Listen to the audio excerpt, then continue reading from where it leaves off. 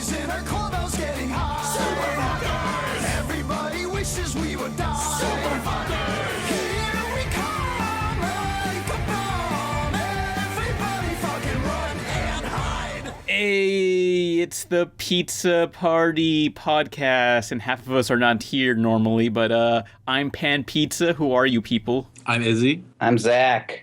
I'm Tara. And who are you people? Well, I mean, what you two specifically? Who are you two? Why did you replace Jim and Nolan? I don't. We killed them. Guy, don't say that. Shh, they'll believe it. The fans will believe that you really did kill them and had them replaced. No joke. Like, if someone's gone for like a week or longer, like 2 weeks, even 2 weeks, it's just like they're dead. They're no longer a part of the podcast. Like, they legitimately think they've been written off. Oh yeah, that's what happened to Ken. Like, no one knows what happened to Ken. Or they think they just watched Rocket Power for. Yeah. I'm the new Jim because my voice is... Shoobies. Yeah, but who are you people? Okay, I'm Zach, and I'm the co-creator of a cartoon called Long Gone Gulch, and I also work at Warner Brothers on everyone's favorite show. You might have heard of it. It's called Teen Titans Go. Yay. I also worked at Titmouse doing like animation stuff for Super Jail, Motor City, and I did character designs on the first season of Rick and Morty. Ah, that's awesome. That's cool. I have a question about the character design thing. Yeah. So, was it like purpose that every character seemed like they had like or every alien or creature had like a ball sack somewhere on their design? Was that part of the? Okay. So like my first day of work, like I met with the art director, and he was like, "Oh yeah, so like whenever you're designing like an alien or something, like try to add like a dick or a butt or something that looks like balls." Because Justin really likes that, and I was like, okay.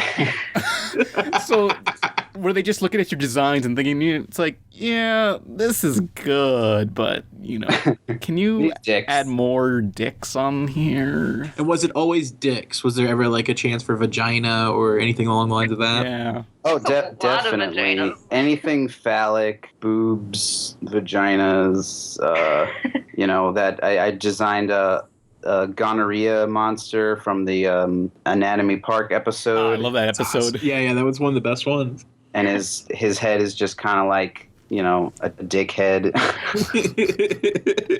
Because I think it has the ball sack chin thing, right? I think he has ball sack arms or something. Rick and Morty has some of my favorite designs and just like world building. Oh yeah, like they've gotten crazier. Like I only worked on the first season, and I did more like incidental monsters, background characters. But yeah, I did get to do some like crazy monsters. You did a lot of the Cronenberg. Oh yeah. That was like my time to shine. And the scary Terry kids in the classroom. Buckle up, bitch! Man, he sure says bitch a lot! You can run, but you can't hide, bitch! I'm still waiting for them to ever go back to that Cronenberg universe. Oh yeah, I mean, they totally should, because there's like 100 designs, and it would probably be easier if they just reused those. And Tara, who are you? I work at Disney, and I do character designs on the Mickey Mouse shorts. Okay. led by Paul Rudish. Yeah, I did development at Disney for a few years before that, and I did storyboard revisions and prop design before that, and I've just been on Mickey ever since. Any particular shows you worked on before Mickey? Most of them were all put on the shelf. They're just things in development that never went anywhere. Damn. So pilots that never saw the light of day? Yeah, which was kind of sad since they were like, oh, do this scene with a bus it's like a huge chase scene with this bus. And I remember like having to ink all these and do all these crazy shots of the characters like jumping out of it and stuff. And they're like, oh, no, we're going to get rid of that. Oh, like did it get animated? I think it was one of those animatic cleaned up animatics where it's like sort of animated, but it's still kind of like a fancier storyboard with color and everything. But I still had fun on it. Like I got paid to do it, so it's cool. Yeah. Okay, that's all that matters. Yeah. But also, since it's shelved and put away, doesn't that mean also the person that was like the creator of that can't even like promote those characters or anything? Yeah. Yeah, they're Disney's now. Yeah, you can't even put them on your like portfolio or anything. I could. I mean, I haven't really asked if I could have or I haven't asked for permission. I just thought it was on the shelf and it would stay there. So. But I was listening to some other podcasts you guys were in just to see if your audio quality was any good. But didn't you also work for Slave Labor Graphics? I did for a little bit. What'd you do? I did some comic book stuff with Jonan. I forget what the book was called. It was Strange Eggs? Yeah, no, Strange Eggs and yeah, I think it was just Strange Eggs. But yeah, that was a collab comic with different people. And then I was doing something with another writer who sadly passed away, so that's probably why the book never got made. Ouch. He did Punch and Judy? Yeah, Punch and Judy and the Igor comic book. But I was with them for a little while, which was cool, and Dan Vado was cool. Yeah, if only my sister Emily was right here.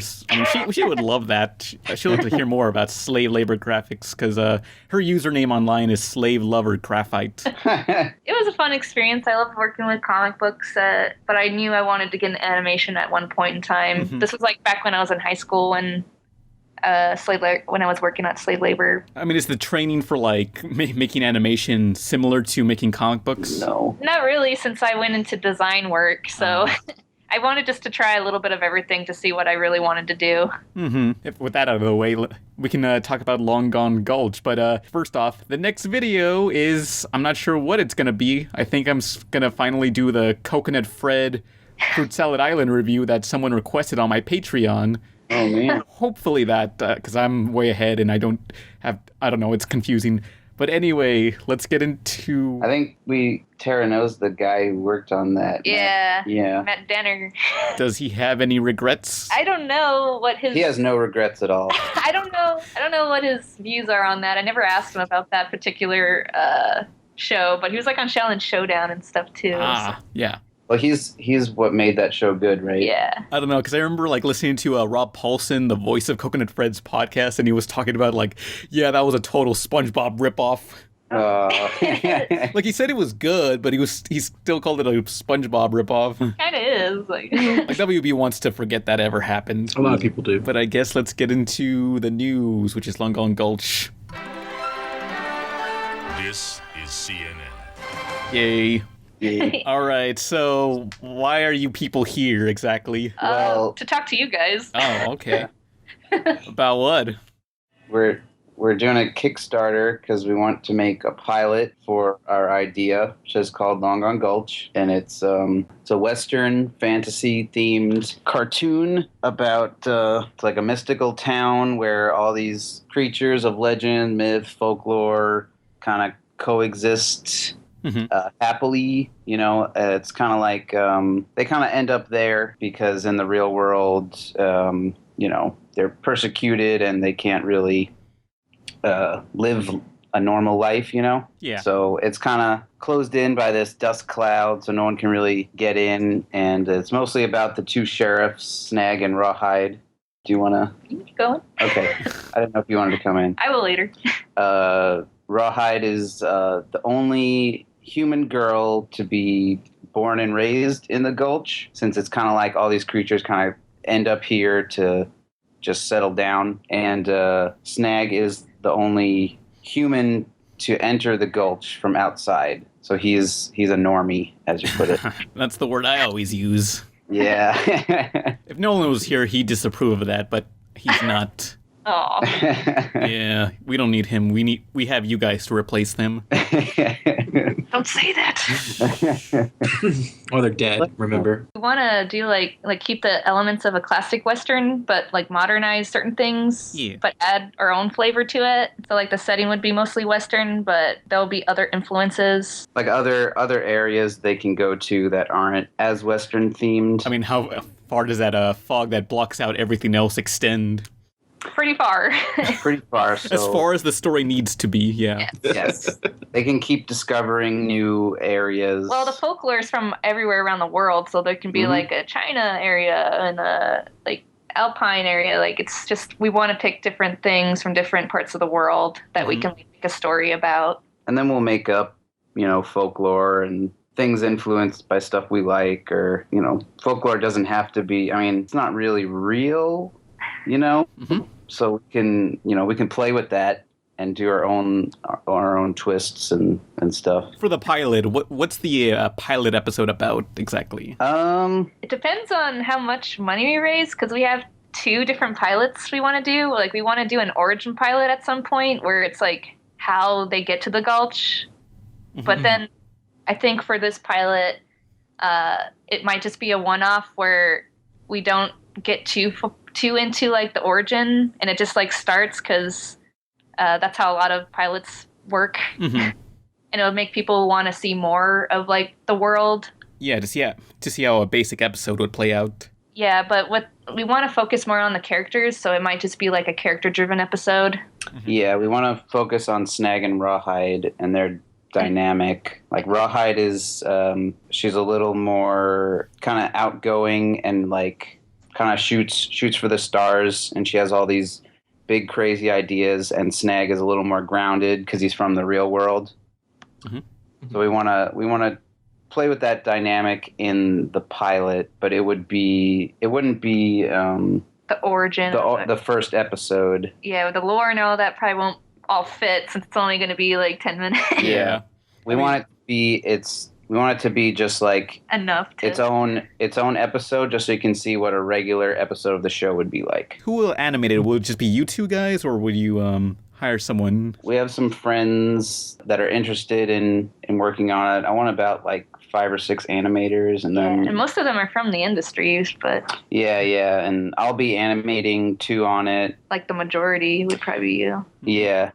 I'll be storyboarding it, and then me and Tara will do all the designs, and we have a couple people who want to do backgrounds for us. I want to tell everyone so bad, like, who's working on it, but it's a lot of good people. If it gets funded, we'll say who's working on it. But basically, the Kickstarter is to like have the fans and supporters involved with the process, as well as like the money is going to our crew so that we can pay them respectfully for their talent and hard work. Yeah. And like people are thinking like this is a small amount to pay for a whole crew, but we've already been developing this for a while and had people on board already, and we're like in the storyboard phase already. Mm-hmm. But we just want to pay like our friends. Like that's pretty much where the money is going to. And yeah, we're small. We're not like a big company or anything. So like they would be working on it like in their off time, because they all have jobs too and stuff. Mm-hmm. Mm. Yeah, we're working off of creativity. Like none of the money is going to go to us. It's just for everyone else, because we feel bad. Like we want them to do like get paid for good work. Yeah, which is awesome, because like I've not actually been part of a Kickstarter, but I've seen enough where most of the time it's just usually we're going to pay ourselves. Like we're looking for that, you know, and sometimes it's not so bad when it's like, oh, we're quitting our jobs and we're going to work on this full time. So we need something to be able to pay bills, and that's what the money is. Yeah, no, we have jobs, and like we've been working on this on the side. It's like our only thing we work on the side besides like art shows and stuff. So it's like, we don't need the money. It's like, we just want to get it funded so it can be faster to make and produce it. Yeah. I know some people, like they factor in like some money for themselves, because I guess sometimes like they quit their job. We're still going to be working and working on this at the same time. Yeah, we made that trailer on our spare time, and it took us 2 months, and it was just us 2. So to animate all those particular scenes. Yeah. They look great, by the way. Mm-hmm. We had one friend do a couple extra scenes, but the majority is us. On like the weekends doing this in our spare time. Yeah. So it's like, we could do it if we had more people involved, and it'll just be like a faster process. Yeah. Where did the idea come about? I think we were watching like a Western film, and we were like, oh man, like we love Westerns. How come there's no Western cartoons? Let's try to make one. That's cool. There's Western cartoons like... Recently, though? You know, there's Cowboys of Moo Mesa. Okay, in the last like 5 years, what Western cartoon has there been? Rango? Rango. movie, but it's good. Rango. Yeah, I'm talking cartoon series. Well, in man. general, the Western has pretty much fizzled out. What Yeah. is there a Disney Junior show, Kelly Western show? Calico Cat or something? I forget. But that's Disney I know, it's Junior. Disney. I'm not a child. I know, it's a stretch. I mean, but it's- despite how I act and the fact that I still live with my parents, I still have some standards, I'm not watching Nick Jr. I mean, maybe I would if I woke up woke up before like noon or something, but That's not fair. You can't cross it off because of the technicality of you don't wake up early enough to watch your kids' cartoons. I think what people think about Westerns is they think they're boring and they think it's just something their grandpa watches. They do seem kind of outdated at this point. Yeah. There's something that seems stale about not yours, but I'm just saying when I think of Western, I think of older. Yeah, but people I guess a lot of film buffs know the Sergio Leone spaghetti westerns, and that's kind of what we're more inspired by because those are amazing. They're very limited, but the moments that are in it are so impactful and epic. You said a good thing about it. I don't remember. Oh, I don't remember. You said I said a lot of it's things. they're sort of like superheroes, but it's a little more realistic. Yeah. But still out there. Yeah. Mhm. If you watch The Good, the Bad, and the Ugly, it's this epic movie, but it's just about these three guys that want some money. They're trying to find some money buried in this grave, and we hardly know anything about Any of them. these three guys. We don't even know their real names. Except for the one guy, Tuco. But yeah, we're just inspired by that. But we also, because everyone thinks of Westerns, they think of dirt and John brown Wayne. and just wasteland. But we want to Desert, yeah. yeah. Yeah. Ours would be more lush, and we want to do the opposite of a Western. It'd still be a Western environment, but we want to add no browns. Just everything's going to be super bright. Yeah. Oh yeah, it does look a lot colorful than one would expect a Western to look. Yeah. Well, a Western cartoon. Yeah. Yeah. So I have Your that. main character does have bright red hair, and the other one's very green oriented. Yeah. Mhm. We just want it to pop. We want the world to pop, and then just that Western element kind of on the side. But Yeah, I met you two at Comic-Con this past Comic-Con, and these characters look suspiciously like you too. that's what everyone says. It was meant to be that when we were developing these characters, they went through a lot of designs. I mean, did you design the characters first and change your hairstyles to it, or the other way around? Did you morph your face? This pilot's really old, and I've gone through a lot of hairstyles. Zach's gone through a lot of hairstyles, so maybe we became the characters as time went on, but it wasn't supposed to happen. Yeah. But we have different hair and stuff now. Zach doesn't have a pompadour anymore, and To be fair, all characters are based on the creators. Yeah. I mean, the Adventure Time pilot, Finn was called Penn, and Gravity Falls, it's just him and his Hirsch and twin. his sister.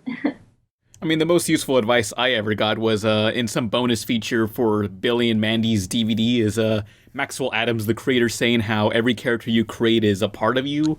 Yeah. Yeah. I mean, when you write, you're taking your experiences and knowledges, and you're putting it into a story. Yeah. You can't write what you don't know. Exactly. Yeah, I mean, every character I create has some sort of aspect about me in there somewhere. But I always thought about, just dressing up as, my Emily character and...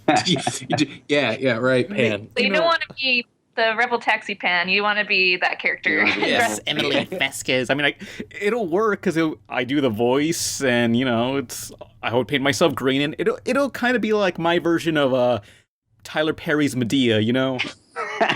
Imagine a whole series of Emily films. Oh my god. Emily goes to prison or hell or Would it be candid people that you're interacting with? just make it the worst, most awful, like cringe-inducing franchise. You know, like Wait, Pan. If we can get Jim to write it, you can voice it. I can animate it. We can make a RebelTaxi cartoon. No, it has to be live action, so I have to put on the outfit. You can put on the outfit while you record the lines.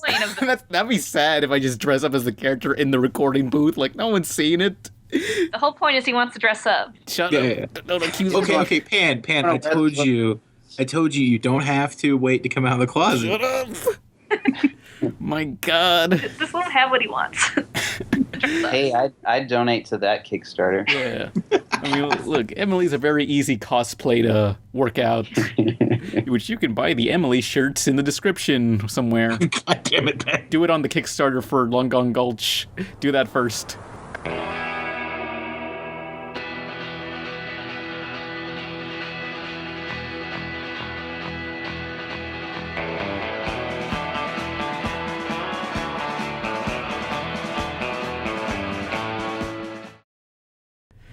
Which, you guys choosing a Western, while it's like no one's doing Westerns, can be also a big strength because it's going to stand out compared to other cartoons because there's really nothing else doing anything remotely close to it. Mm-hmm. I hope so. Yeah, we want this to be a gateway so people be like, Westerns are cool. Like, they can be different and new again. Like, someone can modernize it. For anyone who doesn't watch Westerns, to just watch all the movies by Sergio Leone, and then all the spaghetti Westerns are like really crazy. And like, if you like Tarantino movies, like he takes lots of stuff from those. Or you can just watch Adam Sandler's film. Oh. Yeah. Ridiculous Six. You can also watch that. You know, well, I guess watch that first to see how terrible something can be, and then watch like a Clint Eastwood film just to understand how great something in this genre could be. You know, like work backwards. Lower your expectations so you'll be blown away. Oh man, that'll work. And I like the fact that the main character is a greaser, like a rockabilly look to him. Yeah, it's really neat. There's a story behind that. But we love rockabilly. We love 50s. Yeah, he's kind of like the Mad Max, so he's gonna be the audience, and we see like the things through his eyes. And since Rawhide knows everything about the Gulch, she grew up there, she'll like kind of explain it, and he'll put his like rockabilly twist. Like, you guys don't know what this is, you know? Yeah. Mm-hmm. So it's the only character from a modern times, I assume, like, I guess, for the 50s. now. Yes. For now. That reminds me, like, I love during Halloween, you would always, like, make these mixtapes. Oh, you've seen those? Yeah, a long time ago I downloaded them. Oh, There's man. so much, and he keeps making more, and I just don't know how he can find so much Halloween music. That's what I think every year. I'm like, all right, this is probably going to be my last year. I think I'll write it up, and then I'll find some more, and people just keep asking me. I think this year might be the last year. Oh, yeah, explain what that is. What those So I started like getting really obsessed with Halloween in like high school, and I was like wanting to listen to some Halloween music. So I would just kind of try to find songs that would be good for Halloween. And but there'd always be just like the Monster Mash, like the same 5 songs. Yeah, people just think like, oh, Monster Mash and Thriller, and I found like so much, and I had like 1,000 songs, and I was like, I should do like some kind of like downloadable mix, so where you don't get in trouble by all the people, so it's free. Well, yeah, it's for free, and so they're called candy coated Cackles. There's about like 19 of them, and I drew the covers for each of them, and I edit in like clips from horror movies and old promos. Yeah, Count Chocula commercials, like in between the songs. All those Spook House drive-in theater promotions. Yeah. I love those. Mm-hmm. Okay. Question. What is your guys' favorite horror-themed cereal? Most important question of the podcast. Wheaties. What? No. I don't know how many horror-themed cereals there are. Boo Berry, Frankenberry. I mean, those the 4. That's it. Chocula. I'm sure there's like a dozen. I'm looking them up. I like Fruit. I think Blueberry is my favorite. It tastes the best to me. I like mixing all of them together. I like Blueberry's. The Monster Mash cereal? Yeah. I like Blueberry's little nipple piercings I used to have in the old shorts. Oh, God. Those were so funny. The first commercial with him, he had these chains, and they're attached to his nipples. If I find that and it's true, I'm just gonna put that as the thumbnail on the podcast. Good. I always was so bizarre. It's like, why were they there? It's, Oh, yeah. Okay. Just look up first Blueberry commercial. He has like a chain, and it's like attached to the cereal, and then there's like they're attached to his nipples. It's like those clamps that someone would use to torture someone with a car battery, I guess. Yeah. Maybe that's how Blueberry died. Oh no, he's attached to the thing that killed him. Yeah. That's pretty terrifying. It's like 13 Ghosts terrifying. Jeez, I yeah. always wanted to make a cartoon based on those guys and make it really, really dark and awful. That sounds like it'd be from Rick and Morty or something. Yeah, I'm sure they'll get to it before me. Uh-oh. Okay, so here's all the monster-themed breakfast cereals. You have Count Chocula, Frankenberry, Boo Berry, Fruit Brute, and then Fruity Yummy Mummy. Yeah. His catchphrase was just, It was. That's according to the Wikipedia. That's what it says.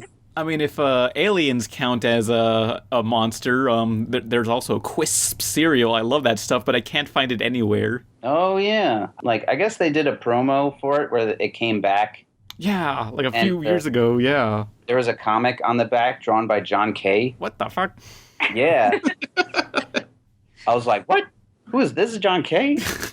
That's crazy. I guess he loves Quisp so much. Like, I was looking at the old commercials for Quisp cereal, and Quisp guy always talked like this, and he was always an asshole. Like, I hated his voice. Like, why would anyone buy cereal from this little asshole? I don't know. Maybe that's why they stopped selling it. Hello, visitors. Hi there. My name is Quisp, and Whoops. Hey, what's the big idea? Who are you? Dr. Grabgrub, the greatest bug collector in the universe. Now hush while I get you into the bug bottle. What bug? I'm Quisp, the Crown Prince of Planet Q. Good, but it tasted so good, and it's like, well, I'm trying to think, like, what was the... There's clearly other cereals with this flavor, but I just don't know what it is. I guess it looks like Corn Pops, but I haven't had Corn Pops in years, so I don't know if that's what it tastes like. Are Corn Pops still a thing? I think so. Because that seems like something that just vanished. I never liked Corn Pops. Gotta have my Pops. I like them, actually. Gotta throw them in the garbage. Oh. I like Pops. Yeah, they don't use all the cool cereal slogans like they used to, like, what was that, Jack cereal, Apple Jacks? Yeah. Oh yeah, where there's always some sort of intellectual, profound question asking, like, how can we like Apple Jacks if they don't taste like apples? And They went with this, I'm the cinnamon. Stop motion guys. Yeah. They were kind of creepy. yeah, those guys, oh my god. Yeah, it was like a cinnamon stick and a cherry or an apple. Oh, yeah. Oh, It was an apple because it's Apple Jacks. I wasn't thinking, it always looked like a cherry to me. The whole like theme of it was the cinnamon and apple racing to the taste bud beforehand, and the cinnamon always wins. And he's like, I'm the cinnamon, I'm the winamon. It's so racist. Cereal commercials, they always just had the same stories. It's like, can't have my cereal, and then they take it, Like, or they race to the cereal. It's like, I want to see like a different story involving the cereal. Something with some more depth, you know? I like the Powerpuff Girl episode where they did that. Which one was that? Like there's a mascot who just wanted cereal, and then the Powerpuff Girls just like beat him up, and you feel really bad for him. Oh, yeah, some rabbit with a captain's hat. Yes. Is that a later one? Maybe. I remember. Okay, it's starting to come back to me. It's like season 2-ish. I don't know. It looked pretty old, pretty dated from the, you know. But just think of cereal mascots. I think of that episode. But speaking of rabbits, you said that all of it's usually someone racing to something. But isn't the Trix rabbit like literally just a guy who's like addicted to cereal? And everyone, Yeah, the kids are trying to get it. I just want some variety in my cereal commercials. That's all. I mean, the Trix rabbit, his face is on the frickin' box. Like, those kids should just let him have his own goddamn cereal. I know. The sugar bear like eats the cereal and beats everybody up. So I'm not familiar with that mascot. Sugar Bear is stupid and he's smug and I hate him. Yeah, I'm not a fan of that one. His cereal tastes awful too. Yeah. He was like a Bing Crosby bear. He's like, get away from my sugar bomb. I mean, there was also Diggums, that frog. Like, he was never appealing to me. Yeah. The smack. Hey, okay. The Rice Krispie treat ones. So those little fuckers, they went and made people's cereal better by making them snack, crackle, and pop. Yeah. I just remembered that 90s commercial where they're super 90s. Everyone was. But what if so Snap, Crackle, and Pop, they come in and that's just the sound the cereal makes, right? Mm-hmm. What if the person's deaf and they can't Well, thanks for what nothing. can they do? It's fucking useless now. Yeah, so I want to see that cereal commercial. That's not an enjoyable cereal commercial at all. That's what I'm talking about. I want some variety. Yeah. I want some pressing cereal commercials. Well, at least with the old Apple Jacks commercial, they were asking a profound question, like, why do we eat Apple Jacks if they don't taste like apples? Maybe, didn't someone say, when you grow up, you don't taste the apple taste anymore, so that's why grown-ups don't understand the taste of Apple Jacks. Oh. I guess so. Also, was it Captain? No, not Captain Crunch. It was, because Captain Crunch just shows up with the cereal. Like, Yeah, hey, he just check this busts out. through the freaking wall like Kool-Aid He's the Man. Kool-Aid Man of cereal. With his goddamn ship on land somehow and just ruins everybody's house and just gives everyone cereal. Like, that's supposed to make up for it. Well, you don't trust that guy because he's not even a captain. Yeah. Those damn things are a lie. Like, there's an improper amount of stripes on his sleeve, so he's actually an admiral and not a captain. Oh, man. He's been lying to for years. He's a fraud. And Cinnamon Toast Crunch, they have the "Can you see why kids love?" Me want honeycomb. Oh, no. Oh, no. Remember that guy? Yeah, No. wasn't he he The looked like CG guy? If Crash Bandicoot and the Tasmanian Devil had a horrible baby, Holy child. aborted it, and that would be that guy. Jeez, they don't have that commercial anymore, but anyone younger listening to this podcast, look up the Me Want Honeycomb commercial.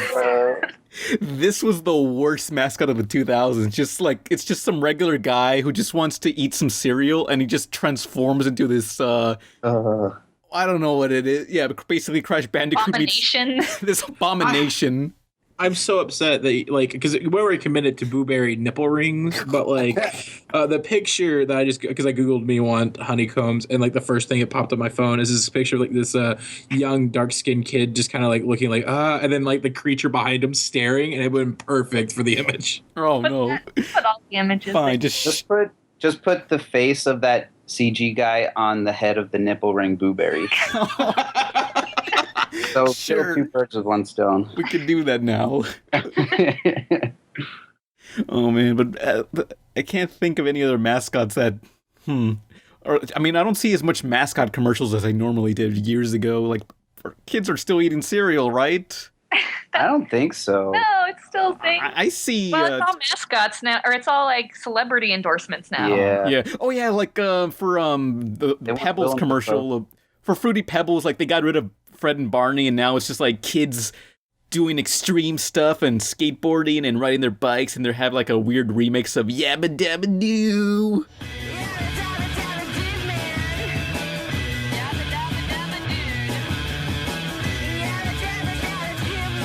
Oh, But Barney, we got fired.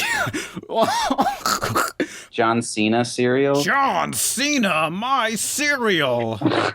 Yeah. They had a joint venture with. Wait, was that okay? Did they work together on the cereal, or was it just the Flintstones meet John Cena? Maybe. He was on the box. John Cena has his own cereal. No, he doesn't. I thought it was on Fruity Pebbles. Oh, was it? I think so. I would only buy the John Cena cereal if you open up the box and it plays his theme. Yeah. It yells. I think there were two cereals, one with Fred and one with John Cena, and it was two different cereals, and it was pick a side, Fred or John Cena. Oh man, such a hard decision. I found it so strange that Pebbles is also the name of Fred's daughter, so it's you think Fred ever just came home from his house and just saw Barney consuming Pebbles, the baby, just as a cannibal. Why'd you have to go there? Why? Barney, my Pebbles! The baby. Uh-huh. Wilma's like, Fred, what are you doing? I'm eating apples. Oh, sorry, Fred. She was delicious. Sorry, Fred. Your baby was really delicious. Sorry. Barney, I'm gonna kill you.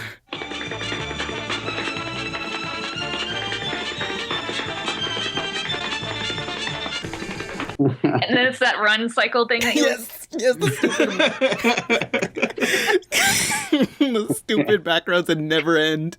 I don't know if cartoons still do that today. Like, I used to just see cartoons making fun of that, but I never see them, like, actually do it unironically now. I want to do it. It should be in things still. It's funny. We could have a Long Gone Gulch episode where they're trapped in a Hanna-Barbera cartoon. I don't know.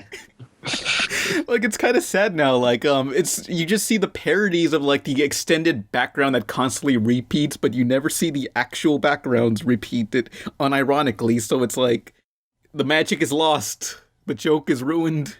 Yeah. I mean, this is why we need to keep, like, terrible cliches alive. That way we can make fun of them still. Otherwise, what's the point? That's why. Isn't that why we keep like The Simpsons around? How dare you? Oh. That way we can keep making Seth MacFarlane-styled sitcoms that are like obviously subverting the trope of The Simpsons. Yay! Oh, but is that all for cereal mascots? And we can. That was a big tangent there. Yeah. That's. I could go on about the Count Chocula's. I got like a collection of Count Chocula toys and stuff. Why would anyone have a collection of Count Chocula toys? He has it. He has. Whoa. I saw at the flea market the other day, they actually have Captain Crunch. Like, there was a line of Captain Crunch toys. As if there's other characters aside from Captain Crunch. What? Yeah. They didn't. If they had Captain Crunch himself, I would have bought it. Oh, yeah, that awkward time when the cereal mascot had, like, a group of friends that appeared for a year and just vanished. Oh. Yeah, they went to the same place that all the Mayor McCheese and all the McDonald characters went. Oh no! Yeah, we never see Grimace and wait, no, I think we still... Birdie or Berta or no Birdie. The stupid Birdie the early bird, the Hamburglar, the Fry Kid. Who's the moon guy? Moon Tonight, I think. Yeah, Mac Tonight. He was cool. Oh, yeah, Mac. Although people on the internet just took his commercials and just made a bunch of racist parodies where they ruined Mac Tonight. Moon Man is not racist. Oh man. You know, looking back at it, I like that, like, when McDonald's was allowed to advertise with mascots, so, like, everything we do gets a character. Our breakfast menu got Early Bird. The late night drive-thru got the fucking moon person. I think Grimace started out as a shake monster. Yeah. I like that. I think that all vanished after Super Size Me came about, didn't it? Yeah, basically, from what I remember, it's all the fast food chains were no longer allowed to market to kids with cartoon and mascot characters. And the only reason why McDonald's gets to keep Ronald McDonald is because they made a deal to where Ronald McDonald would make commercials of, like, how to exercise on, like, Toon Disney. Damn. What, isn't Jack in the Box guy still? No, he's more of an adult mascot. You never see. Yeah, he's aimed towards adults. I don't really think any kids are like, man, I can't wait for the new Jack in the Box kids meal, because I don't know if Jack in the Box gives out toys. Yeah, I don't know. I mean, they did have toys at one point. I don't remember. I mean, it's like you always see toys for like Burger King and McDonald's, but you never hear about it for like Wendy's or Sonic's or whatever. Wendy's had Teen Titans Go toys. Ah, I remember. There was like a Raven thumb war.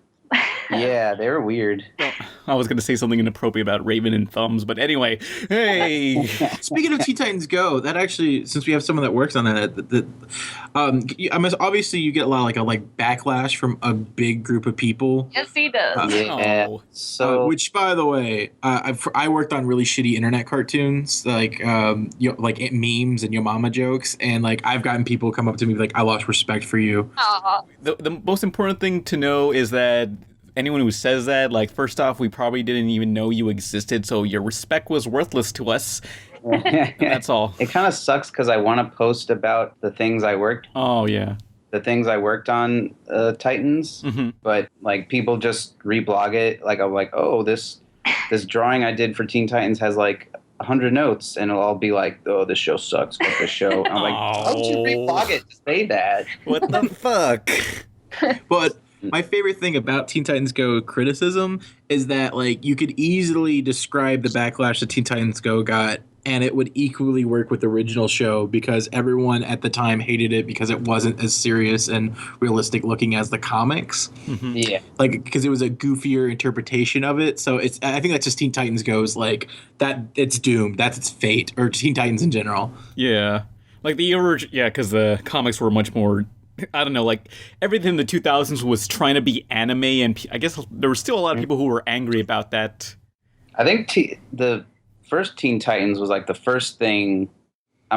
It might not be the first thing, but it's the first thing I remember where it was trying to do that anime style. Oh, yeah. I really loved the original series. I remember being excited about it, and we were at, like, our friend's house, and we had to, like, play football, and I was like, screw that, I'm gonna go watch the premiere of Teen Titans. I found it so confusing, like, okay, what's this team and why is Robin here? Where's Batman? Yeah, but it's a fun show to work on. Like, we get treated really well.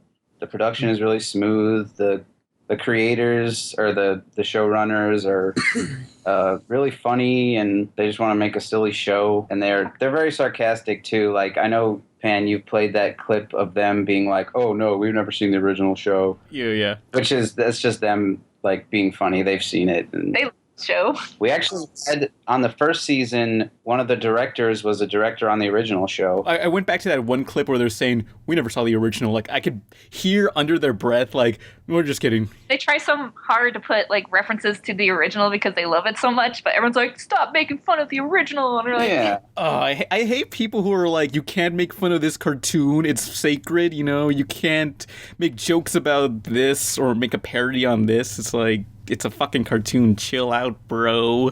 Chill out, man. And they always put references and things for the fans to look at that's like from the comics. And all Oh that. yeah, like they reference all the DC stuff like so much. You got to do one, right? Like, Yeah, I got to put. There's what episode was it? I think it's the one where they eat fortune cookies, and then they only do what the fortune cookies say, and like Robin goes to the mailbox, and he gets like a magazine with Harley Quinn on it, and I got to draw that. That was my joke that I added because they were like put some reference on the magazine, and I was like, has Harley Quinn been in the show yet? And they were like, no, and I was like, okay, I'm putting her in there. It's always awesome when you get to like ad-lib a little bit, and then because I've done enough freelance animation where like they have like a storyboard, and then like I've added a joke here and there and some stuff, and then like I pass it off to them, and I'm always half expecting to be like, oh, can you cut that part out? but when it goes through, it feels amazing, especially when you see people like in the comments section be like, oh, I like that part, that's really funny. Didn't you, when they become the Ninja Turtles in one episode, you added a joke? Oh, yeah. So did you guys see that one? Yeah. And they become Grotesque monsters. horrible, grotesque monsters. I got to board that, but there's a joke like Robin walks in and they're all dressed like the Turtles, and he's like, what are you guys doing? And Starfire's like, don't worry, Robin, it's only the mask, see? Oh, The trailer where it's like, just a mask, bro, just a mask. that reminds me, like, that episode where the Teen Titans make fun of the Ninja Turtles. Like, I don't know how they got away with that since it looks so close to, the actual Ninja Turtles. They're not the Ninja Turtles, they're the adolescent skateboarding turtle dudes. samurai turtle, something like that. I think because I think all their masks are like pink. I think that's how they got away with it. And they're turtle-sized. Yeah, none of the turtles are pink. I couldn't find anyone to join me. I'm not looking up clips. I don't know what you're talking about. Why is this slander? I don't know, because there's an episode where the Teen Titans meet characters that kind of, sort of, are parodies of the Ninja Turtles. They're not the Ninja Turtles, but they look close enough, sort of. Yeah. But I also like the fact that they mock how the new show uses Booyakasha. Yeah. Oh, yeah. Well, because isn't the voice of Beast Boy also on the new Ninja Turtles? Yeah, so he's like Teen Titans has Booyah, and then the Turtles comes along with Booyakasha, which it's added something else. It's totally similar. And it's clear the 2012 Ninja Turtles, it's kind of going for the same tone as the 2003 Teen Titans show with a sort of anime-ish style to it. Yeah. I don't know, for Teen Titans, like, it feels like they pretty much let you all do whatever the hell you guys want, since there's such weird-ass episodes. They really do. Like, right now there's, like, a 5-part series going on where they're just stuck on an island, making fun of, like, Gilligan's Island and Survivor. No Lost. You know, it's just, the two writers, they just, like, write whatever they want, and we're like, okay. And then Pete sings all those funny songs. Yeah, our director, Pete, he does, like, all the songs, and he sings most of them, and sometimes he even sings as Cyborg, because he kind of sounds like Cyborg. Oh, so with Cyborg doesn't sing his own songs? I think sometimes he does, but sometimes it's our director, Pete, because he just sounds like him. Oh, yeah, so he's a composer for the show. No, he's a songwriter. Like, he writes the lyrics. And, okay. And, like, so he gave us the waffle song also, I assume? Waffles, waffles, waffles, waffles, waffles, waffles. All the songs are from him. Oh my gosh, I love that song. Yes, Waffles XD. Speaking of music, have you guys, because so far you're both visual people, have you thought about, with jumping back to the reason for the podcast, the Long Gone Gulch, have you thought about music? Like, what vibes you want? Yes. You want to go ahead? We used that track for our trailer, and that's like kind of like surf meets like Western kind of vibe. Like a weird techno kind of. Yeah, there's a weird band. noises. Yeah, can I mention the Messer? If you want to. Yeah, there's a band called the Messer Chups. They're I think they're either Russian or Swedish, but they're like this crazy kind of surf band, and they have this one album. It's kind of like techno-y surf with like a Western vibe. And I think we were going to use one of their tracks and just kind of have, like, we don't want the music to be straight up Western. We want, like, some rockabilly and some kind of little things sprinkled out. I assume rockabilly would be part of it. Yeah. Yeah. But is there any other things you want to add to Long Gone Gulch and tell us about? We just want to make a cool cartoon. We want it to be very sort of classic. Lots of cool poses, kind of how, Tara, you do them on the Mickey show.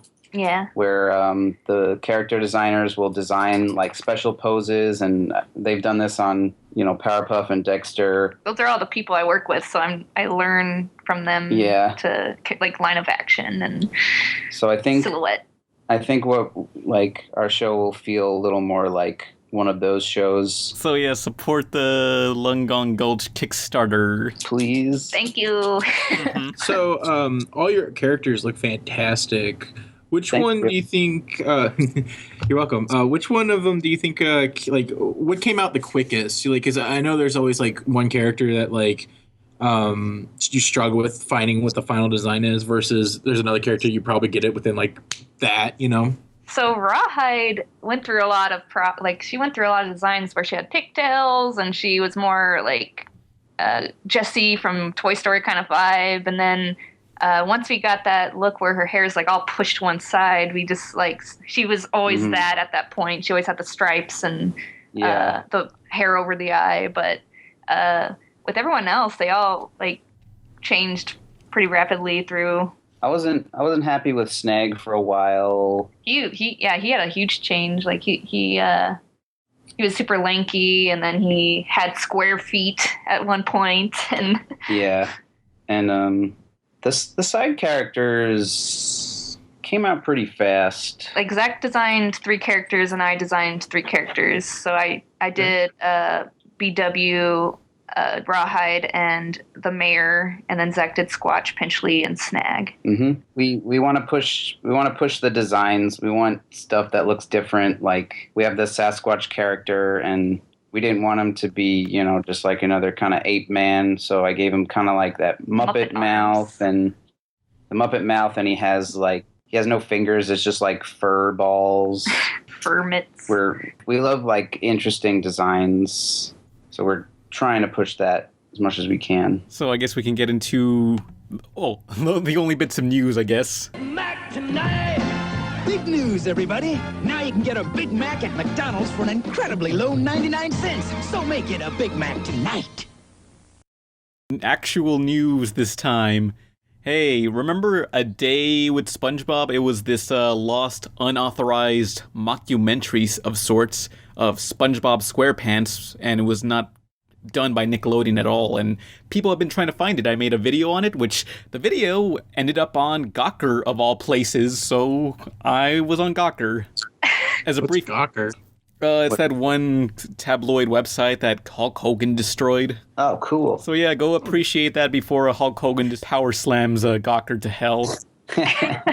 Recently, one of our friends, what's his name? Bedhead Bernie, that's his name. Okay, so he made a video updates the guy in charge of A Day with SpongeBob, and it turns out A Day with SpongeBob was never actually made, and it was still in production, and the Amazon listing was just to get hype and maybe some pre-orders. Well, I don't know. I'll just link to it below so you can see the full story on what happened with A Day with SpongeBob. Wait. So it's not a porno? No. The worst part is I did that in the video. Here's what happened. I made a fake CD, a fake DVD box set. I put it together, and then I made a fake DVD menu.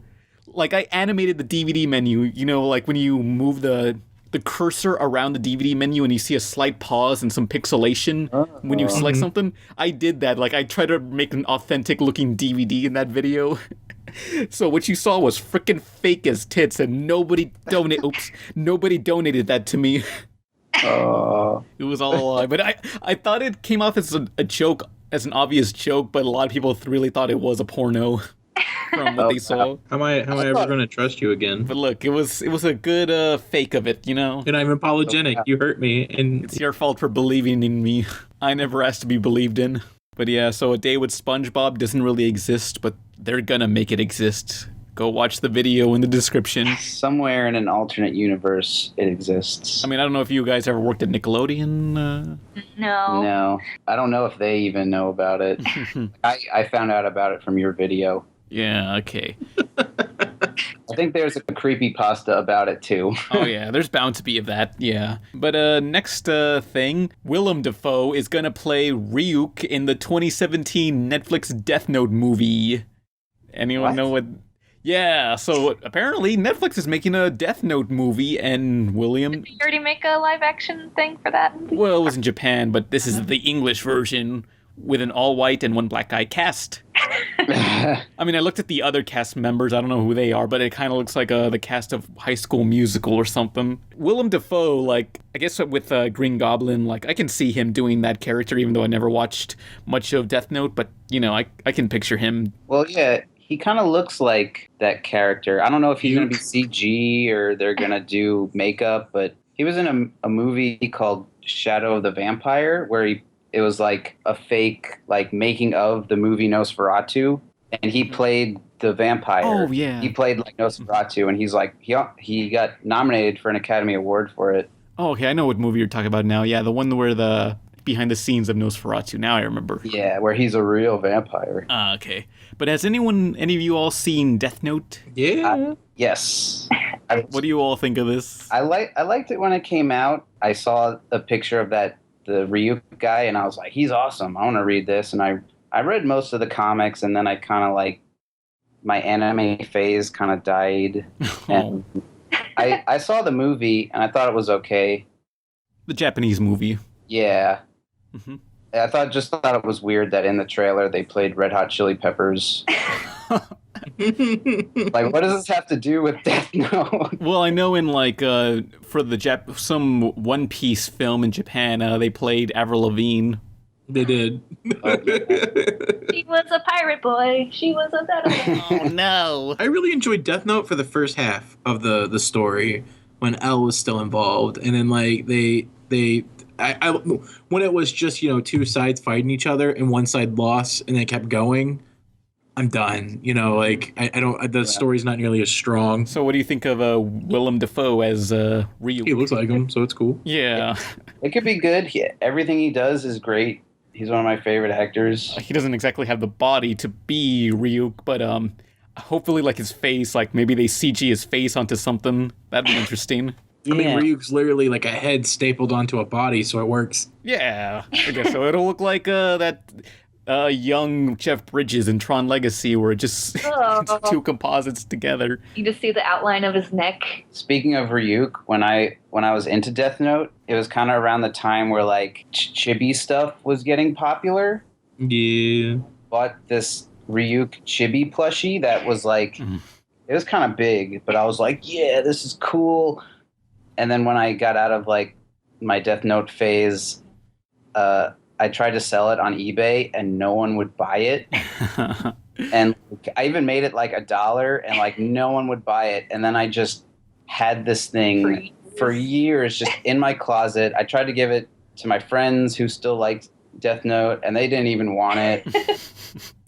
And it just plagued me for years. And then like I think just like last year. Yeah, like last time I was back home visiting, like my brother's girlfriend's brother, who's like, I didn't even expect him to like anime because he's sort of like a skater kid, was like, oh yeah, I love Death Note. Was he a skater boy? He was a skater boy. Skater boy. He was like, I love Death Note. And I'm like, oh, I have this Ryuk plushie. Do you want it? And he's like, yeah, I want it. Your curse has been lifted. Oh, yeah. See you later, boys. See you later, boys. So it took you years just to get rid of this one plush? Yeah, since it came out, I've had that stupid thing. You never thought of, like, throwing it away? I did, and there was a time where I thought I did throw it away, and then I was... It's like Chucky. It's like he threw it out the window, and then like he turns around sitting on the couch. Oh no! It's like that scene in The Mask where he throws it out the window and it boomerangs back. That's what happened. I like to think you're like about to put it in the dumpster, and then its hand grabs yours. Yeah, and then it writes my name in the Death Note or something. Oh fuck! I had, because like I was so into it, I had like a real Death Note. I'm gonna break all you guys. Oh, how old were you? I was in high school. I was probably a freshman in high school. I think that's when it came out. Yeah. I wrote Ryuk plushie in the Death Note, and it didn't work. So I have a similar story. I have a giant Slimer plushie. Nice. A friend of mine, an ex-roommate of mine, and a really good friend, him and his girlfriend went to the fair without me. And then they won this prize. And then, like, I went over to their place, and it's just, like, sitting there. I'm like, oh, that's really cool. I love Ghostbusters. And then, like, 6 months later, I moved out into my own apartment. And, like, his girlfriend comes over and goes, hey, I got you a housewarming gift. And it was just like, here's this giant Slimer. And I'm like, in the back of my mind, I'm like, I know this wasn't a housewarming gift. I know you guys got sick of it being in your apartments. Please, just take it. How big was it's huge. Like, I will look on Instagram. I know I got a picture somewhere for you. Slimer's at least cool. I mean, recently, like, I've been just getting tired of having so much stuff, and, like, I don't know, for Comic-Con, like, you know, I wasn't getting as much stuff that I wanted before, you know, just getting whatever garbage. Like, I saw there were some exclusive Over the Garden Wall plushes, and... You actually got those? Yeah. Oh, like, I was thinking about it, but it's like, I don't need any more stuff.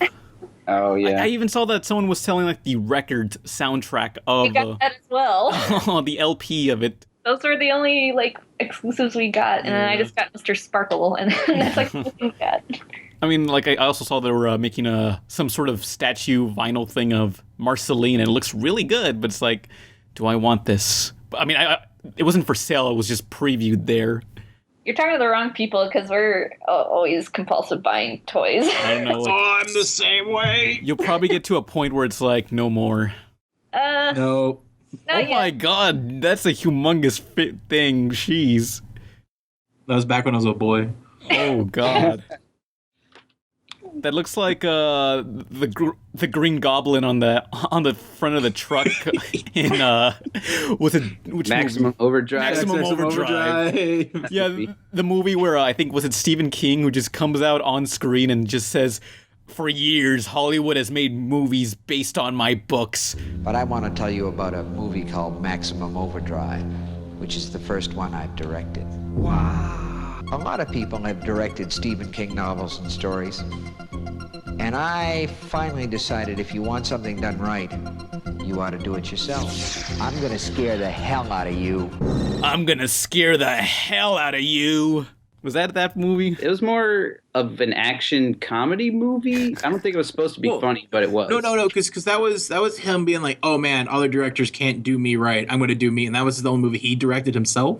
Oh, yeah. I think it's true, yeah. The trailer is amazing. It's an amazing movie. I like that scene where he's in it and like the ATM machine calls him an asshole. He's like, he says something like, honey, the machine called me an asshole. Come on over here, Sugar Bun. This machine just called me an asshole. I vaguely remember that, yeah. Although what sucks is, like, I got that movie confused with the movie Duel by Steven Spielberg, and I was just watching Duel. It's like, when's that truck gonna come out? Oh my god, this movie's so slow. There's a better movie about evil cars called Christine that John Conford. Oh, yeah. Of course. Yeah. And I never thought I would like a movie about an evil car, but they make you care about the car, which is really, really crazy. Crap, what was I talking about? But, oh yeah, a bunch of, like, Comic-Con stuff that I was like, do I want this? No. But, like, okay, for the Disney XD show, Pickle and Peanut and Future Worm, I don't know, there was an autograph session which not very many people showed up for since no one really liked Pickle and Peanut except for me. But, like, they just had this giant paper mache, I think, Future Worm statue. Oh, that's a mascot costume, I think the crew made themselves. A mascot costume, and they just left it there. Like, I saw the crew's members just walking away from it and just leaving it in the middle of the convention area. And someone says, hey, what about that thing? Are you going to pick it up? And it's like, we'll get it back later. And I don't know, I come back the next day and it was still there just in the autograph area, and nobody was there and nobody moved it. And I was like hesitant, like, should I steal this? Should I take this gigantic ass mascot costume of a cartoon nobody knows about? would Disney's lawyers be like, look, you gotta give us back the Future Worm mascot, you asshole. If you put it on, everyone would just thought it was like no one would know what the fuck you are, but they'd be like, it's a cosplay. Am I prepared to go to prison over Future Worm? A show that hasn't premiered yet. It's okay. Andy Milonakis will vouch for you. Oh, right. Is he doing the voice for the kid? Yeah, he's the kid. The problem was, like, taking it on the plane. That'd be another issue. You wear it. A ticket for it. I'm still thinking about it. Like, how would I have taken it and brought it home? Like, what's the shipping price, or how can I take it on the plane? Like, would it be like... You might have to wear it on the plane. I don't think anyone else would enjoy that at all. Speaking of I know I keep going back to you guys' Kickstarter, but talking about toys, the first thing I did when I saw that you have the statues of the two main characters, I scrubbed through seeing what was the money to get the actual toys. Oh, those were made by my friend who makes really amazing maquettes, but since people have asked so much for toys, we've made it a stretch goal to make some toys. Okay. Mm-hmm. So it'd be cool. It's like making toys is hard though. So. Oh yeah. Well, because there's Kickstarters dedicated to exclusively just toys. Yeah. That I've donated to and still haven't got anything from. But Kickstarters sometimes suck. Like not your guys. You guys is doing fine. You guys answered all the questions right and such. But it's like, I assume I have a big distrust regarding Kickstarters now. Mostly video games. Yeah, we had like a poll, and then people were just saying, we just asked like, what would you guys back out of all these websites? And everyone picked Kickstarter, and we were just like, okay, this must be the good one. But then everyone's like, no, I don't trust this kind of stuff on Kickstarter. Like, well, what, you guys picked this one? Like, what? Well, it's not so much the site like Indiegogo, GoFundMe, or anything else. It's just more that, like, I think a lot of people have been burnt by big projects. Right. Like, I mean, Mighty Number 9 has a huge backlash. There's a dozen Kickstarters that I've donated $50 to $100, and so the video game Kickstarter and the other podcast, right? You back or something? Forget. Maybe. Yeah, I don't know. I forget which one you were talking about, but.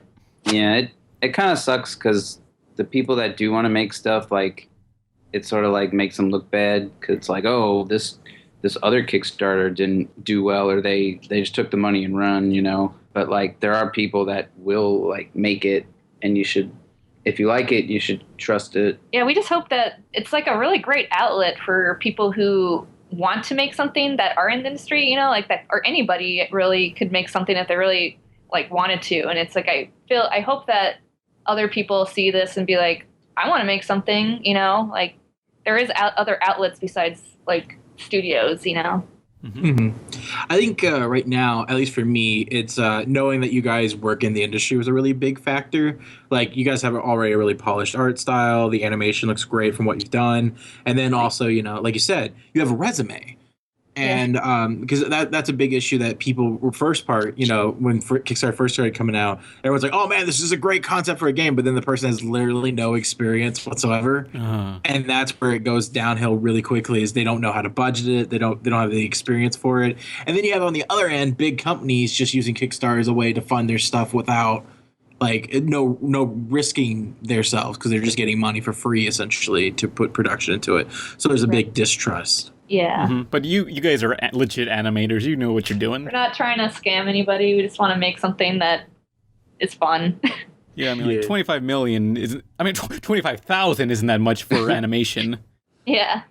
No. Yeah, we don't need $25 million for this. We could make the greatest pilot ever with that much with money. $25 million. So was that like a pep talk?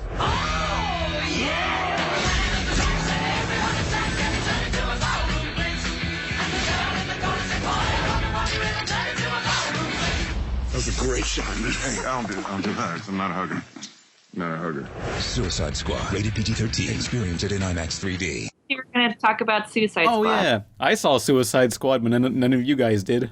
I'm literally seeing it after this podcast. Yeah, I thought it was like, okay, I love the characters, but like it's clear the editing and story, it's like it falls apart really badly. Like you can feel them rushing through a bunch of scenes. What even is the story? Because I've watched every trailer and clip, and I'm like, I don't know what's going on. Like, what are they trying to do? Essentially, some government lady, Katniss or whatever. Her name's not Katniss, but she works for Katniss, I think. But anyway, she says, hey, what if Superman busts into the White House? Who's going to stop him? That's why I hired these guys, the Suicide Squad, who really don't have any powers. I mean, there's the guy who shoots fire. I guess he can do a little bit of damage to Superman, but not really. But yeah, we got these guys if Superman never does anything bad and something happens and they're like, hey, you guys go into the city and stop this bad thing from happening, okay? Bye. Thanks. Oh. Okay. Yeah, so that's the movie. But it's it's very poorly edited, and like a lot of characters are just like introduced and just like do either nothing or just get killed off instantly. I mean, if it's not Harley Quinn, Will Smith, and the Joker, I don't think anyone cares who the other characters are. Oh, well, this movie is mostly Will Smith's and Harley Quinn's movie, and I like those characters. But the Joker... I was excited for Killer Croc. Oh, they finally put him in it. He doesn't do much, but he was funny at least. Oh, I love Killer Croc. Darn. Yeah, a lot of stuff got cut out, like... I mean, every DC movie, I assume, is just going to be the unlimited edition on Blu-ray. Oh. Yeah, just wait for that. Just wait for the 3-hour cut where you actually get the movie that you wanted. But, yeah, the Joker is overhyped to hell because he has, like, about 10 minutes of screen time. Yeah, like, there's so much hype around him, and I was starting to think, like, is it really even that good? And I wasn't too impressed with him in the clips and the trailers. I was like, okay, it just sounds like he's like trying to not be Heath Ledger, but I don't know. Yeah, I mean, like, other than the origin story at the beginning for Harley, like, the Joker was not needed in this film at all. Needed to get people in the seats. I'm trying to think of a character that's hyped up and, like, they're like, oh, he's coming, and he shows up for a minute and leaves. Like, I'm trying to think of, is there a character in something that does that? The new Star Wars with Luke Skywalker? Yeah. Oh, well, no, I think a better comparison would be, what's her name? The silver lady, the silver stormtrooper, Phasmas. Phantasmas. Oh, yeah. You know that lady. Goes in the garbage. Yeah. And figuratively. Joker is this year's Phasma, or whatever her name was. Like, what's funny in Star Wars, like, people were hyping up that silver stormtrooper when really the one stormtrooper that stole the show was the guy who said traitor, and he does that spinny wheel thing with that baton and he fights. Like, that guy, that's the stormtrooper everyone loves. They should have just made that Captain Phasma. Yeah. Maybe they'll make a special edition where they change that into Phasma. Maybe. It would make sense because she just said, like, traitor and all that. So. Yeah. Oh, no, because she was his, like, officer, right? Yeah. Joker was overhyped, but, you know, Will Smith and Harley were cool. Oh, and also Diablo, which he does something at the end where it's like, what the fuck? What? Like, the movie just becomes Killer Instinct by the end. It's just like, this is stupid as balls. I like Killer Instinct. The movie, it feels like a mix between, Killer Instinct and the Power Rangers. Like, this is so... Oh, my God. Are you talking about Killer Instinct, the game? Yeah. Okay, yeah, I like It's just like, what's going on? Why are we doing this? Why would we hire this team, not just a group of SWAT teams, you know? I don't know. It's just such a weird movie, but the characters are good. Everything else is just dumb. Does Harley Quinn have a Brooklyn accent? I don't know if that's a Brooklyn accent. You know, the Harley Quinn accent. I can be vexing. Normal's just a setting on the washing machine. That's how Harley sounds, I guess. She's just doing Emily's voice, yeah. She's Emily. Yeah, Mr. J. I've been smoking 2 packs a day, and that's why I sound like this. I give it a 6 out of 10. There was a free screening for it at my work, but no one told me about it. Aww. Whoops. I'm not sure if we'll see it. I can't wait for Suicide Squad to go into Teen Titans Go and cringe it up even more. Didn't they have them? You guys had it on, like, a poster. There's a new poster with them in a golf cart or something. Yeah. It's that, you might have seen it. It's the big WB banner at the studio. Ah, yeah. There's a Jared Leto Joker plushie in the image. Oh, that reminds me. In Teen Titans Go, like, on the couch, there's, like, I keep thinking it's, like, Finn the Human from Adventure Time, this pillow. What is that pillow exactly? Oh, the plushie guy? Yeah, the plushie on that one pillow in Teen Titans Go. It's what's his name? Darkseid? No. There's like another pillow that's just white, like it's shaped like a cat or Finn the Human's head from Adventure Time.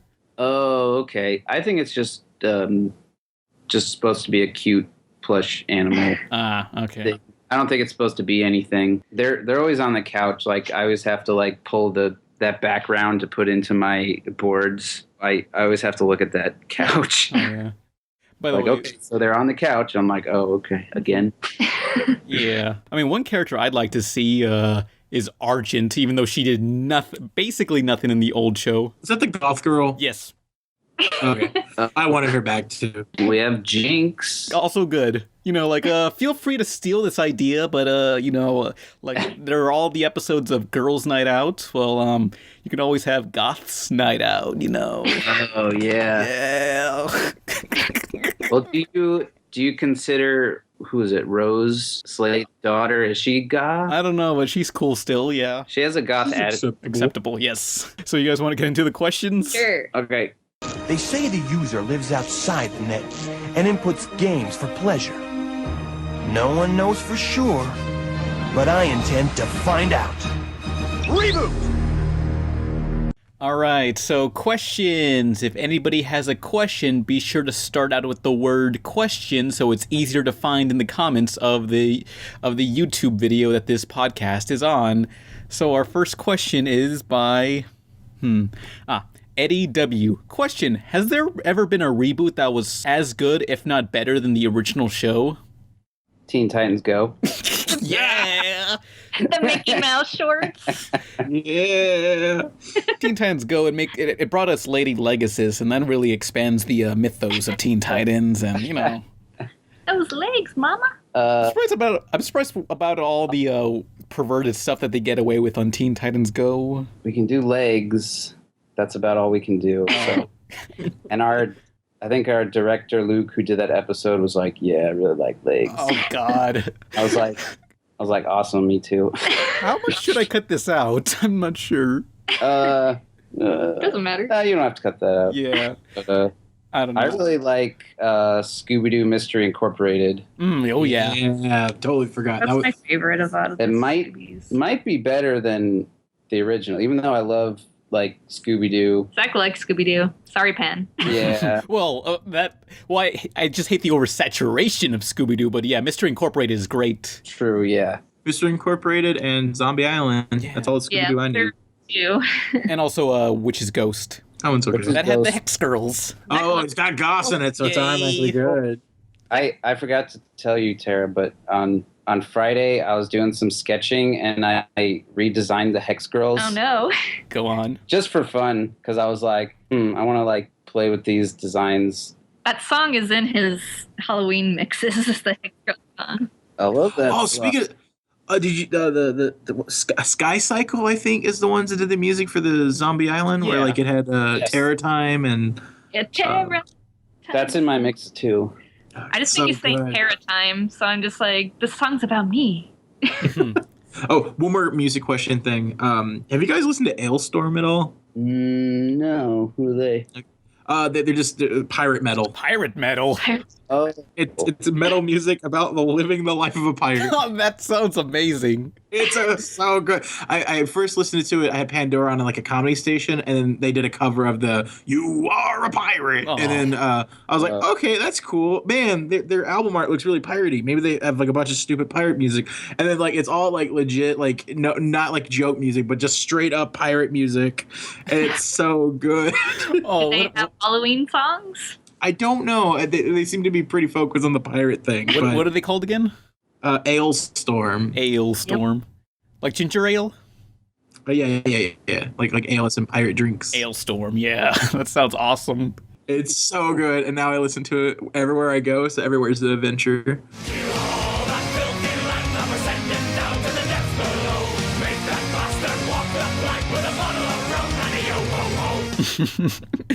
Like, do you ever hear like a weird, oddly specific song or something, and you want to like make a character or something based on that song? I actually wrote a story. I want to do a story where a pirate crew, it's like one pirate chasing after another one.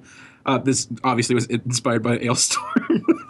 Because there's a line in one of the songs where it's like, we are cursed until we all die. And then I thought it'd be really cool if there's a pirate crew that gets cursed where they're living forever, but half the crew wants to die, but half the crew wants to live forever. So they split up, and so now it's like one crew chasing after the other one, trying to kill them. Spy versus spy with pirates. So all of them have to die. All of them have to die by midnight. Darn. Or they regenerate. That's pretty awesome. We did that with Long Gone Gulch. We have the Ghost Riders, like from the song Ghost Riders in the Sky, and Snag has a hot rod called the Mean Machine, which is a Cramp song called the Mean Machine. That's awesome. People are going to love those references. Mm-hmm. The more esoteric of references, the more it's like, enjoyable. Mm-hmm. Did you guys have any reboots that aren't our shows? Yeah, going back to the question of reboots better than the original, I think anything that's a reboot of an 80s cartoon is always better than the 80s cartoon, because they were just toy commercials back then. But that new Voltron? Yeah, new Voltron, which I haven't seen yet, but everyone loves. Yeah, I haven't seen it yet either, but I keep hearing it's really good. Yeah. I don't like Voltron, like the original, like just a bunch of lions becoming one giant man thing just seems stupid to me. But like the lion hands, I can't get past the fucking lion hand. Look, we gotta grab on something somehow, and their claw, their jaws are still there. Mouths. Yeah. But the new cartoon is just like, it's a really well-crafted story. It's pretty awesome. Oh, but I think a lot of people forgot about the 2002 He-Man reboot. Oh, yeah. Oh, that's right. I watched it, but I don't remember much about it. If you ever want to see He-Man as a badass, like here it is, the 2002 He-Man, which I remember it aired on Cartoon Network and Toonami forever ago. But like in 5th grade, like me and my friends were always making fun of it just because of the name. Like, why is his name He-Man? That's a stupid name. Well, sister is She-Ra, so. Yeah, it's like She-Girl. No. She-Hulk? I think in any other reboots that I can think Beast Wars. Oh yeah. Because that technically was a reboot of this franchise. What about the New Adventures of Mighty Mouse? Oh, is that the Netflix one?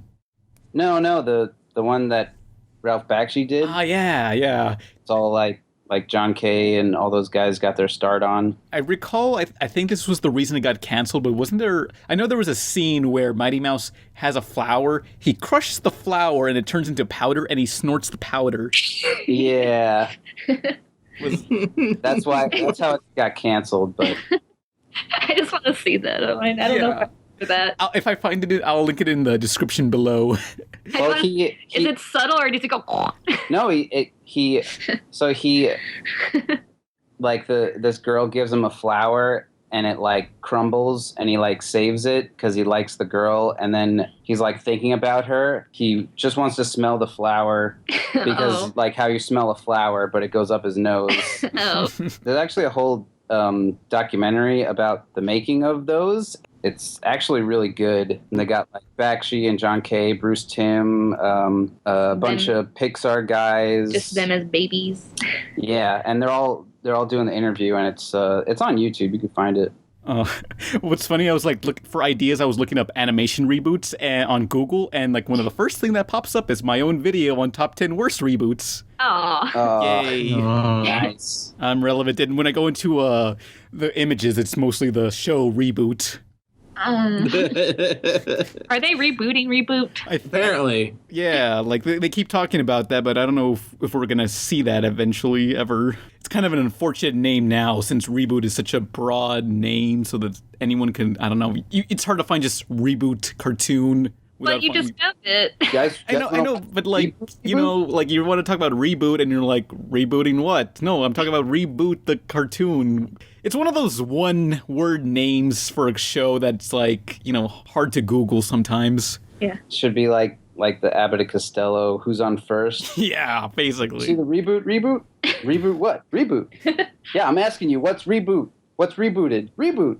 Yeah. You keep saying reboot, but you're not. 26 half-hour episodes were purchased, at least. Like, money was spent. Okay, so maybe they are still working on it. As of, like, a year ago.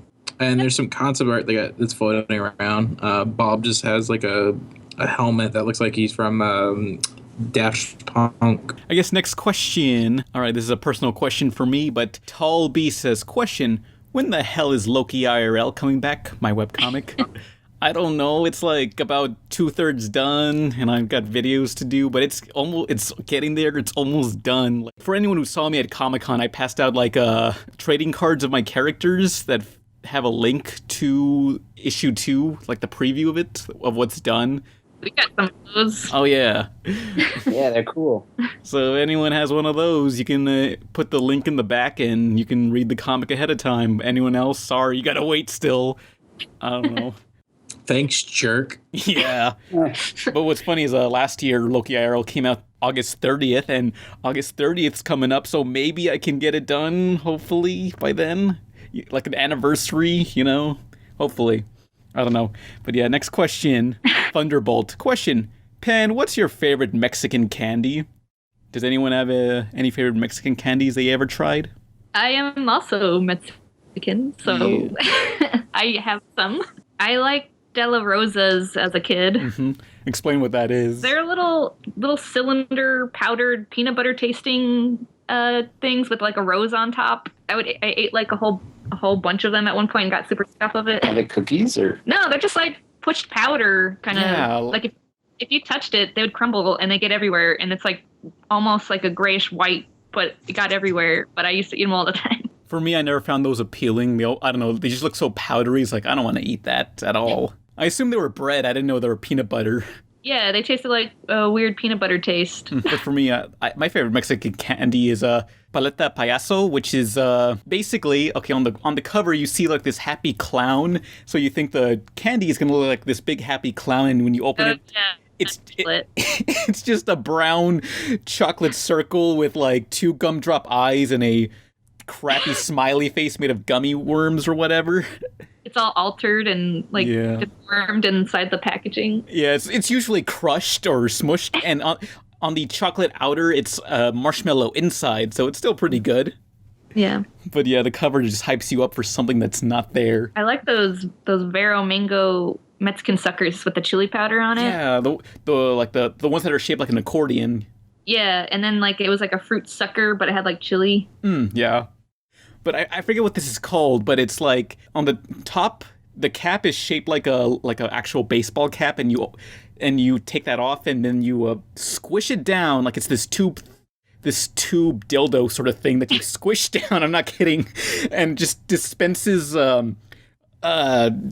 chili powder or chili sauce or whatever, and you just suck on that, and oddly, it's very phallic now that I think about it. Yeah. Was it like pink or red? And it reddish, was like, dark reddish. You squish.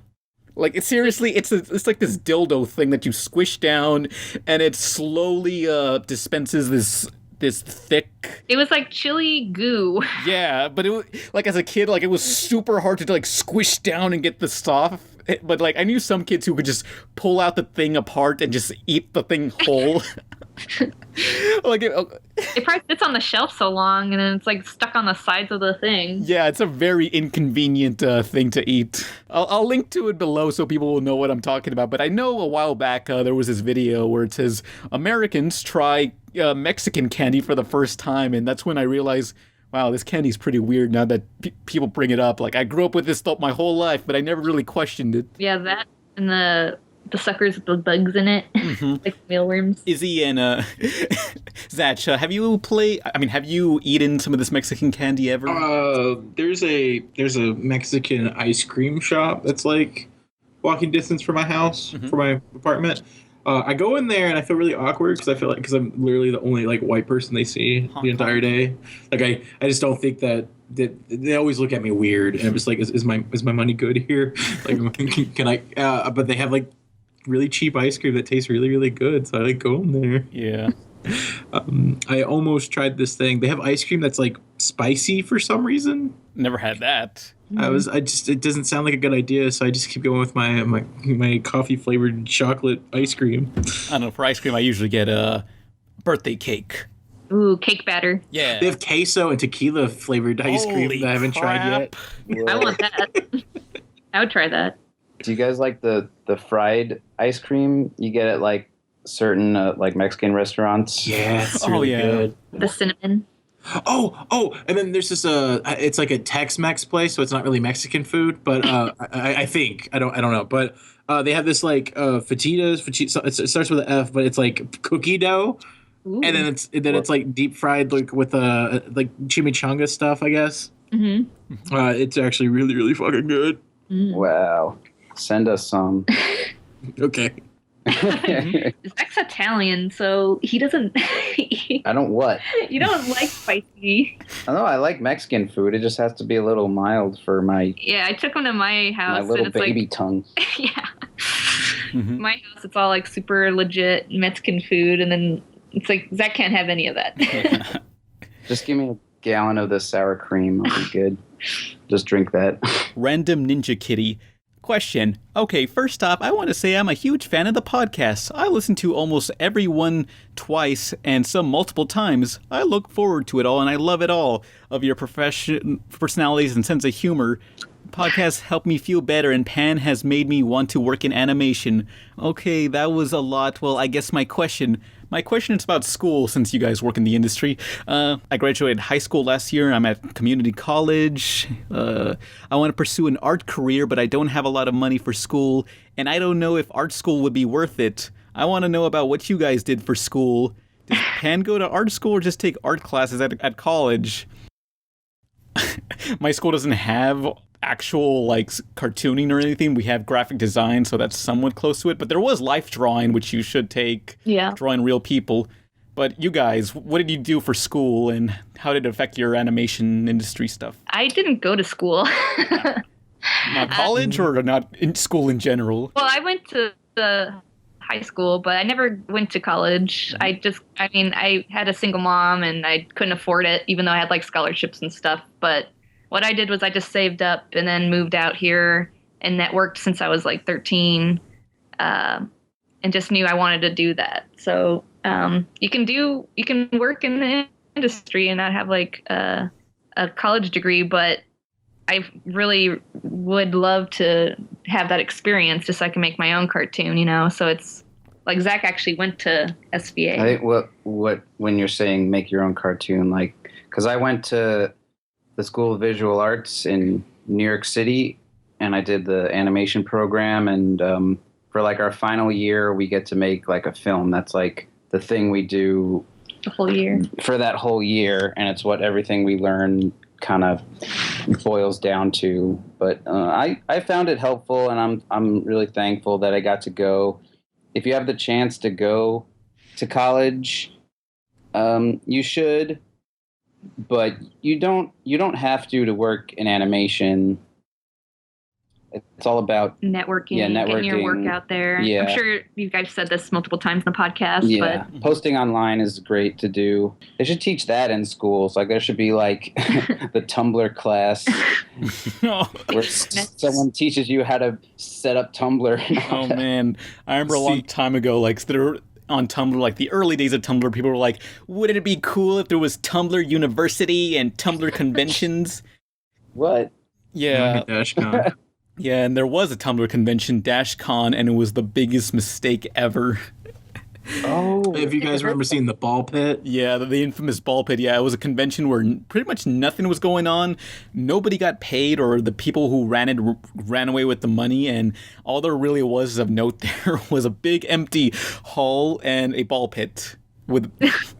And then Did you guys talk about this on the podcast before? We jokingly said that we were reporting live from DashCon when it was a lie. We were just in our closets recording. That's crazy. Yeah. I do have a couple things I want to say about the school stuff. Yeah. I think it's really cool that Tara didn't go because like I know that I've said on like little things for like people that work at Pixar, like, yeah, we don't look at degrees. And one of the biggest things that hurt me is that I went to an art institute. I went to one in the Midwest. So like, young, didn't understand stuff, and I should have known better, you know. But you know, I was the first kid out of my family to graduate high school, so no one knew what was coming. So like, I wound up taking a bunch of private loans, and the main reason why I don't live in the LA or more expensive areas is because I'm paying like $2,000 a month on my student loans alone. But yeah, no, like I'm glad that you guys mentioned that because you know, sometimes I'll say it and everyone's like, whatever, I'm going to keep going. But yeah, there's so many ahead. people in the industry that either went to school and then dropped out or didn't go to school that are all well known that I'm friends with that are pretty successful. So everyone's story is different. So it's like you could just take whatever advice you can get and just learn from everybody, but just you can do your own path, you know. Like I felt, because when I was deciding like what to do at college, because I was probably into comics more than animation, but I thought like animation is something that might be better if someone teaches me how to do it. And then when I was in college, I kind of like was like, okay, I like animation more. Yeah, so in general, screw CalArts. You don't have to go to CalArts to work in animation either. Screw that crap. So I would say the biggest advice is there's so much you can learn in a classroom, but there's so much more you can learn from actually working on projects. Yes, like I've learned way more on the Mickey shorts from pretty much all the veterans of Powerpuff Girls, Dexter, Samurai Jack. Like I learned so much from them than I probably would have in school. Yeah. And I just like, teach me, draw on my drawings, tell me what I should do to make this drawing better. Oh, is that all the advice you guys got? I think so. I don't know. You want anything? I don't know. Don't be a jerk. Yeah. Yeah. It's a small industry, so If you have an ego, put it away. Because I'm secretly wondering, like, oh no, do these people know who I am and hate me? Is Chris Savino still mad about me liking Lucy Loud? But yeah, so I guess that's all for the podcast. Next video is going to be Coconut Fred, possibly, but yay! Don't forget to support Long Gone Gulch on Kickstarter, which Gulch is such a unpleasant name. Gulch. Gulch. It's a real thing. Yeah, does anyone else have anything to say on Pan Pizza? Where's the pizza? Oh. Did we get pizza? It's over there, and hello. You know, under where that X is on the floor, next to the rope and box. This says Nolan's Pizza. These two are going to be our replacements for a couple of years or so, however long until they get replaced themselves, you know? It's like the replacements. That was a show. Don't get mad at us. See ya, no. Goodbye, everyone. Bye. See ya. Bye. When you were here before, couldn't look you in the eye. You're just like an angel. Your skin makes me cry.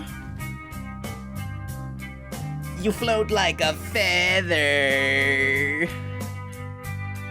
in a beautiful world. I wish I was special. You're so fucking special. But I'm a creep. I'm a weirdo. What the hell am I doing here? I don't belong here. I don't care if it hurts. I want to have control. I want a perfect body. I want a perfect soul. I want you to notice when I'm not around. You're so fucking special. I wish I was special. But I'm a creep. I'm a weirdo. What the hell am I doing here? I don't belong here. Oh, she's running out again. She's running out. She's run.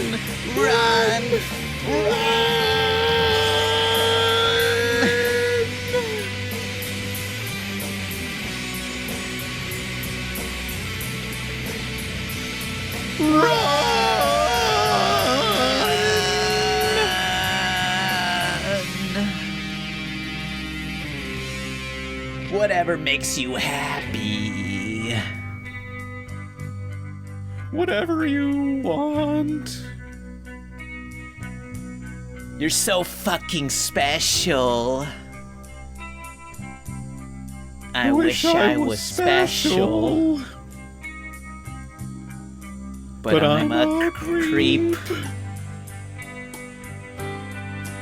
I'm a weirdo. What the hell am I doing here? I don't belong here. I don't belong here.